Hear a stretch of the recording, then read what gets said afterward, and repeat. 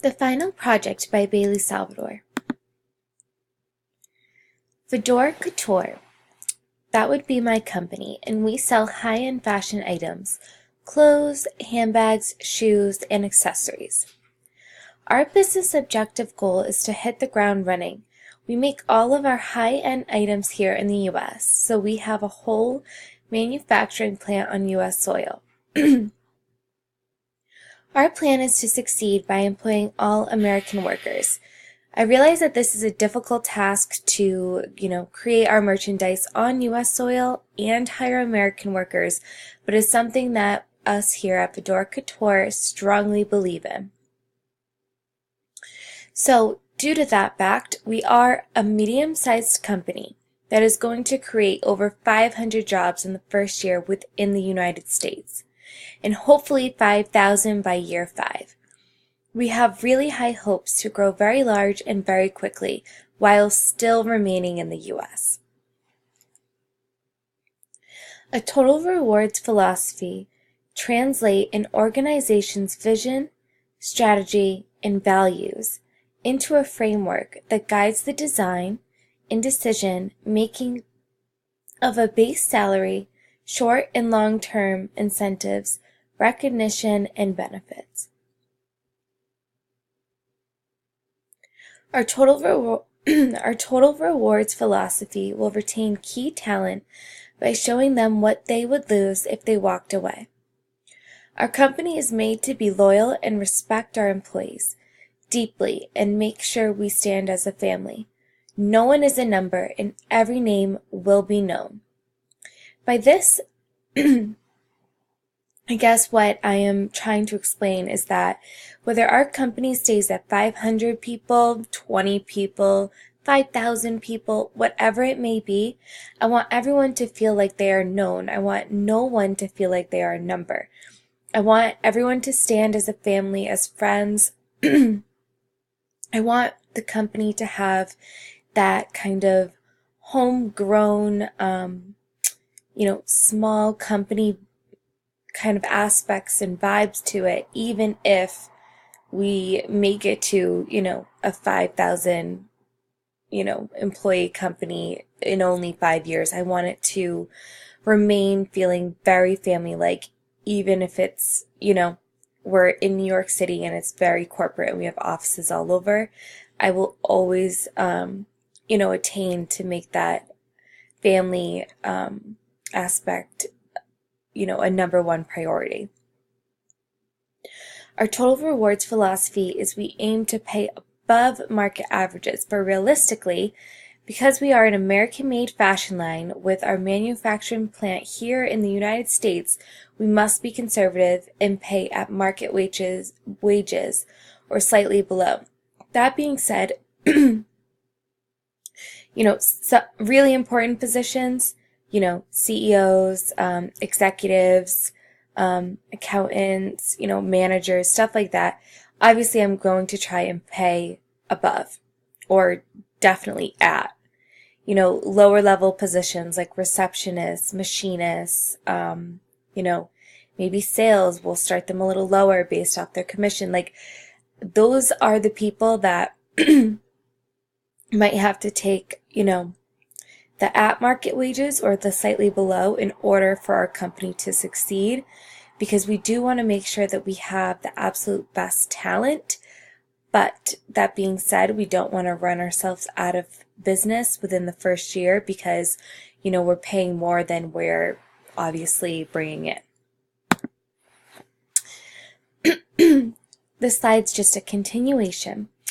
Mostly this is due to the fact that it's a lot more expensive to create clothing here in America. We will offer all the benefits that we can, as in healthcare, vision, dental, 401k, life insurance, and of course PTO, so personal time off and vacation, sick days.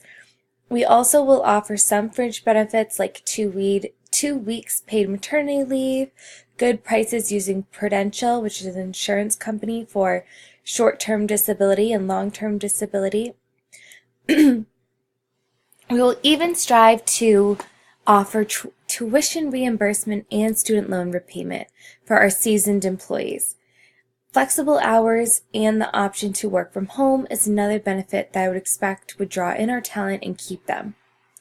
Now, all those benefits being said, so year one, we're definitely starting with healthcare, vision, dental, 401k, life insurance, and PTO. Those are, standard and they will never go away. I think, and obviously, with good prices for Prudential with short-term disability and long-term disability.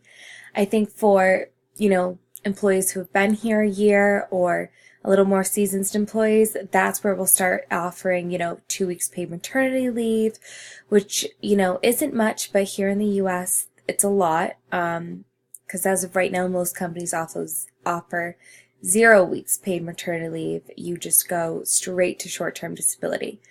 Or long-term, whatever, you require.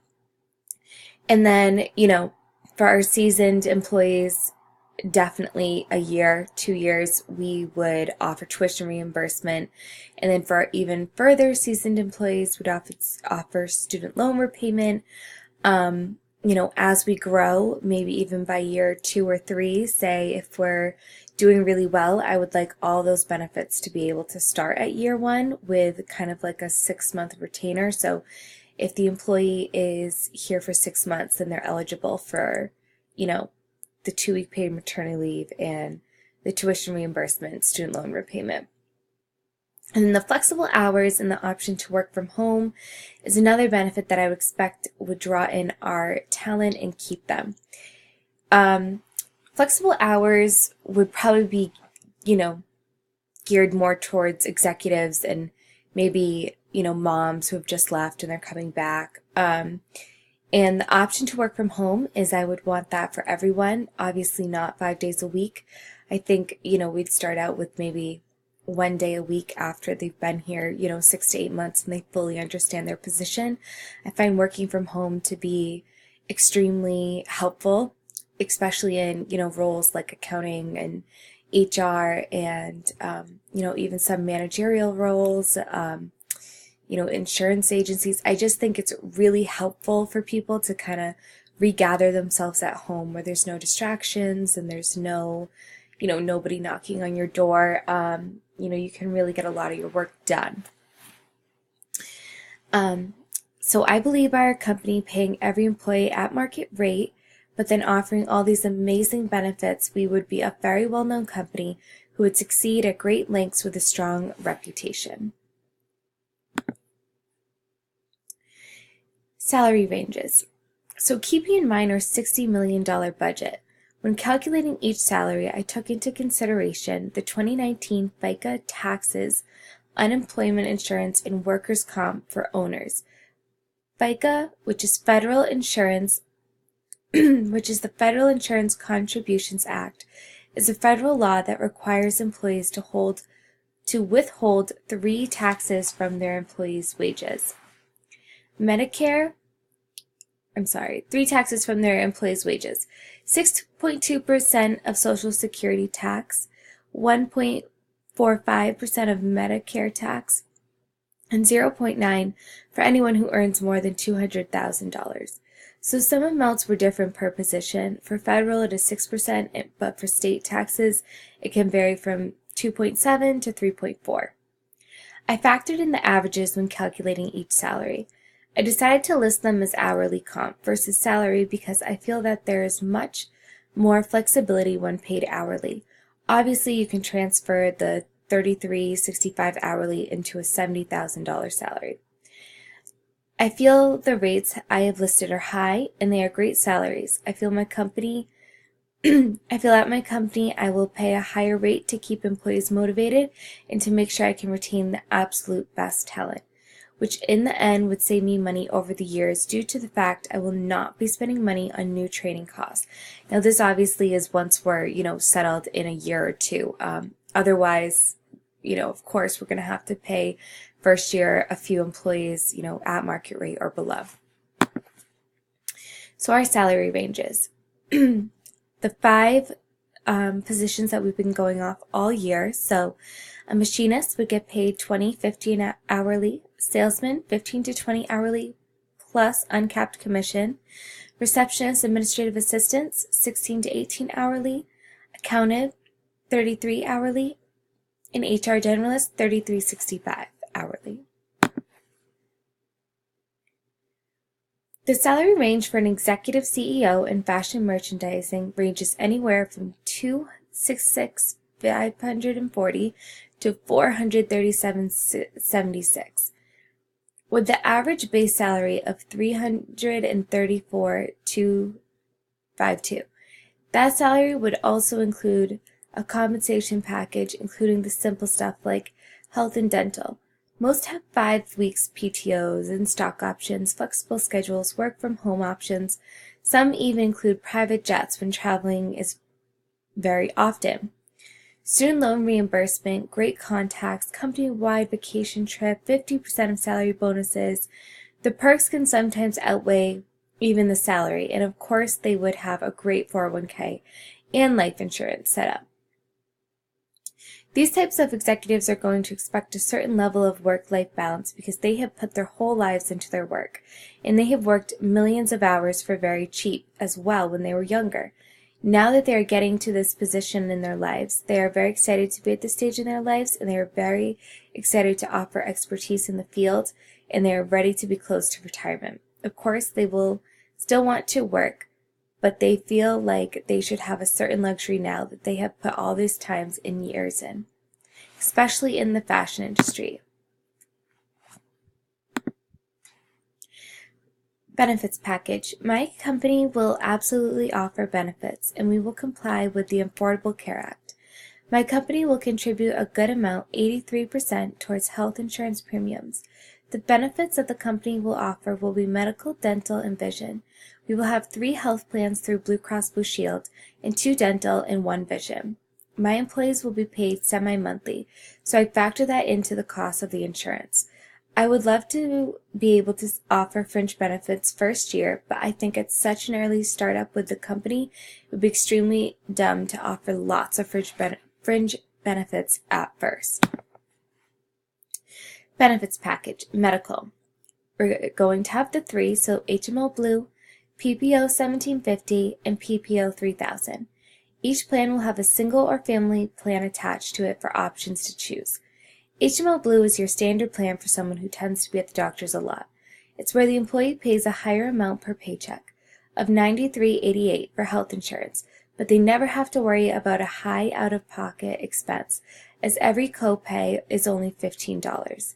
They also can sign up for an FSA, a flexible spending account, where they can contribute money to spend on prescriptions or copays or expenses like hospital visits and so on. PPO 1750 is a great plan for someone who goes to the doctors a few times a year.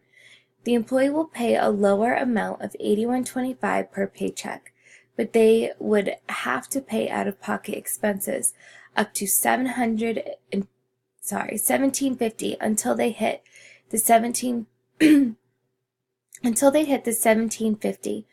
Then medical costs would be free. However, they can sign up for a HSA, which is a health savings account, and contribute yearly. And these funds are great because they will always continue to roll over. It's almost like a retirement fund. The funds never run out unless you take them out. So the employee can use this money for doctor visits and any copays that might come up that they may not be able to afford. With that being said, the HSA is a little different from a flex spending account. The flexible spending account, you have about 3 months into the next calendar year, or fiscal year, however your company works, and then, those funds don't roll over anymore. So it's important if you get an FSA to use them up. The next plan would be PPO 3000. This plan is for someone who basically never goes to the doctors besides annual checkups, a couple sick visits. PPO 3000 would take out about $77.93 out of an employee's paycheck. This plan works the exact same way as the PPO 1750. Just your medical costs begin to be free after you've paid $3,000 out of pocket, just like the PPO 1750. Employees who roll in the PPO 3000 plan will be able to sign up for a health savings account